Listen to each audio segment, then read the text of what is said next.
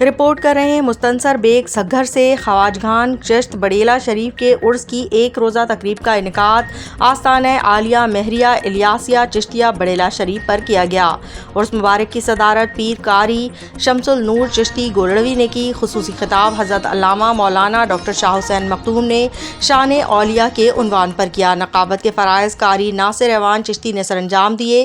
نعت رسول مقبول صلی اللہ علیہ وسلم کی سعادت قاری رفاقت قادری علی حیدر سیالکوٹ ذوالفقار علی حیدری ضمیر الحسن نے حاصل کی۔ عرس مبارک کی تقریب کے مہمان خصوصی پیر سید آسمین عابد شاہ، پیر سید امتیاز حسین شاہ، پیر قاضی سلطان محمود ایوانی، پیر سید برکات حسین شاہ، پیر باؤ شہزاد امجد، انجینئر حاجی مرزا فاروق بیگ مصطفائی، مفتی رمضان پنجنتنی، قاری خالد حسن طاہر، حافظ فرقان عمیر، چودھری محمود شاہین ہنج، چودھری احسان صادق چیچی، چودھری حاجی طارق، قاری عمران کاشف، مولانا شفقت نعیمی، مبشر اسلم قادری نے شرکت کی۔ عرس مبارک کے موقع پر سیکیورٹی اور لنگر کے بہترین انتظامات کیے گئے تھے۔